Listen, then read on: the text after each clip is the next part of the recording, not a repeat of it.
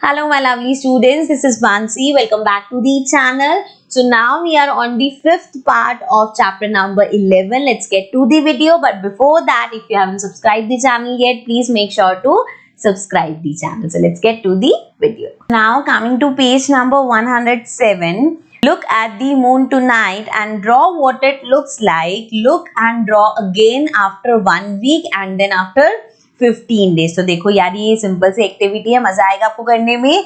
आप ऊपर जाना, जब आपको मतलब छत पे अपनी टेरेस पे अगर आपकी बालकनी से मून दिखता हो तो कैसा दिख रहा है उसकी शेप यहाँ पे ड्रॉ करना, देन आफ्टर 1 वीक उसको ड्रॉ करना and then after 15 days draw करके देखना क्या क्या चेंजेस आते हैं। अभी तो आप करके देखोगे तभी आपको पता चलेगा। देन है find out when is the next full moon. Full moon क्या होता है? जब हमें पूरा का पूरा सर्कल मून का दिखता है। कभी कभी हमें इतना छोटा सा दिखता है, कभी थोड़ा सा बड़ा दिखता है, लेकिन एक टाइम होता है जब वो पूरा फुल मून होता है। तो आप जिस दिन भी ये वीडियो देखोगे उस दिन देखना नेक्स्ट फुल मून कब है, at what time will the moon rise on this day, then what does the moon look like on this day, draw it। so ये सब ड्राइंग वाला काम आपको खुद ही करना पड़ेगा कि कितने बजे उस दिन पहले तो आया मून ये देख लेना, देन किस तरह से लग रहा था वो ड्रॉ कर लेना। Now what are the festivals related to moon. अब मून से रिलेटेड कौन कौन से फेस्टिवल है? सबसे फेमस जो है, many festivals are related to moon like Karva Chauth. Karva Chauth is the most famous one, जिसमें सब भैया मून का उस दिन वेट करते हैं, बिकॉज आप अपने घर पे देखते हो कि आपकी मदर्स फास्ट करती हैं फादर्स के लिए, एंड देन जब वो मून आता है, मून को देखने के बाद ही वो अपने फास्ट को खोलती हैं। सो दैट मीन्स उस दिन तो मून की सबसे ज्यादा वेट होती है। देन होली है, ईद है, etcetera. So there are festival जो मून से रिलेटेड है।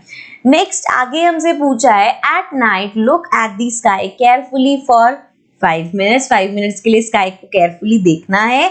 What could you see? तो आप क्या देख सकते हो? I could see the moons and the stars। यही चीजें तो सबसे पहले दिखती हैं भाई स्काई में। Now, did you see anything moving in the sky? ये आप ध्यान से देखोगे तो आप नोटिस करोगे। Then, what do you think it could be? A star or a shooting star or a satellite?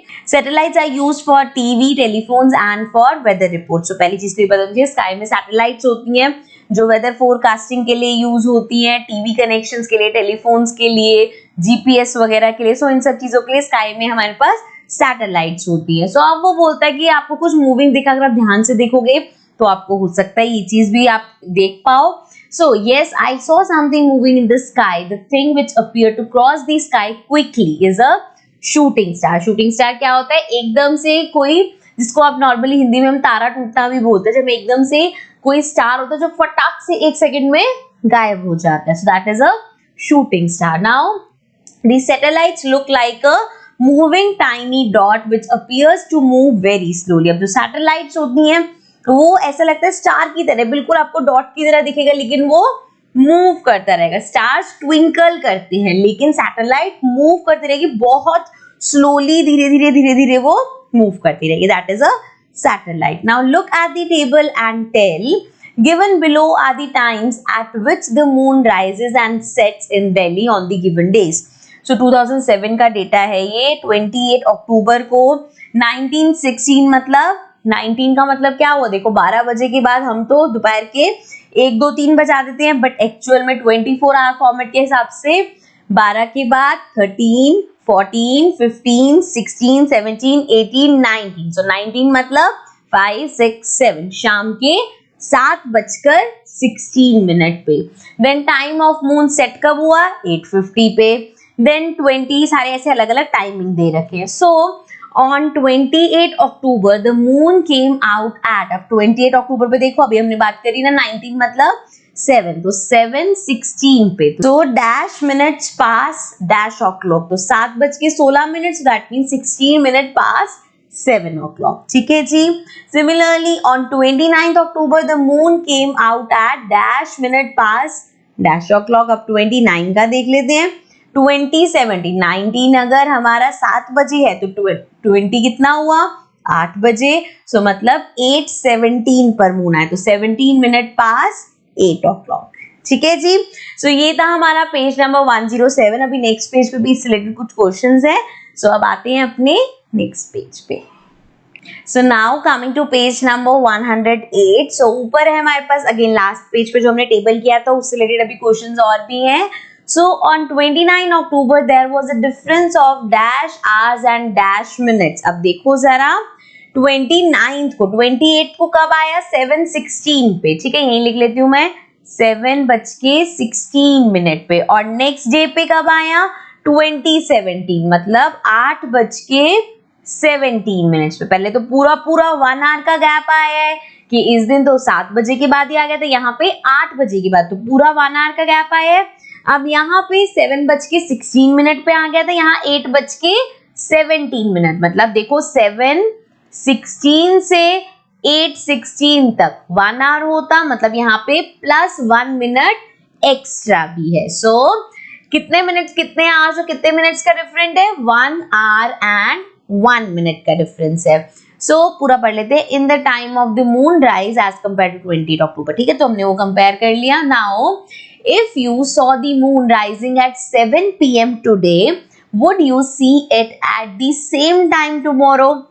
Now see, अगर जैसे आज आपने देखा, नोटिस किया कि आज 7 बजे चांद निकला था, तो क्या ये जरूरी है कि नेक्स्ट डे भी 7 बजे निकले? अभी हमने इतना बड़ा टेबल देखा, उसमें हम देख ही रहे हैं कि कितना डिफरेंस है. सो दैट मीन्स ये नेसेसरी नहीं है. No, I would not see the moon at the same time tomorrow. तो ऐसा नहीं होगा कि कल मैं सेम टाइम पे ही मून देखूंगा. नेक्स्ट है हमारे पास on 31st October, the time of setting of the moon is given as 12:03. Have you ever seen the moon at 12 in the afternoon? Why don't we easily see the moon or star during the day? अब वो बोल रहे हैं कि 12:03 पे जो है वो चांद सेट हुआ. तो क्या कभी आपने दिन के टाइम पे देखा है? अब देखो, अगर आप अभी भी अगर मॉर्निंग हो रही है आपके, वहां पे दिन का टाइम है, दोपहर है या सुबह है, सो आप बाहर जाके देखोगे आपको ना तो स्टार्स दिखेंगे ना ही मून दिखेगा. अब ऐसा क्यों होता है कि डे टाइम पे हमें नहीं दिखता? So no, I have never seen the moon at 12 in the afternoon. During the day the sunlight is too much and hence we are able to see the moons और stars. We are unable to, sorry. So दिन के time में जो sunlight होती है वो इतनी ज्यादा हार्श होती है, उसकी इतनी ज्यादा रोशनी होती है कि उसमें हमें स्टार्स और मून नहीं दिख पाता. ठीक है, आगे है the poet is also raising such questions in this poem. So एक पोएम दे रखी है हमें एंड इसमें भी क्वेश्चंस को रेज किया है. Stars are twinkling in the sky, why do they twinkle? Tell me why. How many can you see? Then some seems near and some seem far. Is there a name for every star? So कहते हैं कुछ stars पास लगते हैं, कुछ दूर लगते हैं. क्या हर स्टार का कुछ नेम होगा? How many can you see? Now they shine so bright in the dark of night. बहुत ज्यादा शाइन करते हैं नाइट में. Why do they hide in the morning light? लेकिन सुबह की जो रोशनी होती है उसमें वो हाइड क्यों कर जाते हैं? How many can you see? Then some shining stars we know so well, but every star has a tale to tell. How many can you see? So this is basically a short poem about twinkling stars. Now यहाँ पे देखो an interesting photograph ही पढ़ते हैं. A spaceship went to the moon. अब moon पे एक spaceship गई है. This photograph of the earth was clicked from the surface of the moon. और ये जो आपको ये दिख रहा है ना, ये नीचे वाला पार्ट, ये सारा, this is basically moon. Moon के सरफेस पे खड़े होके पिक्चर क्लिक करिए तो हमारा जो अर्थ है वो इस तरह से अपीयर हो. जैसे अर्थ पे खड़े होके हमें मून दिखता है ना, ऐसे ही मून पे खड़े होके अर्थ इस तरह से दिख रही है. So see how the earth is looking. Can you see the surface of the moon?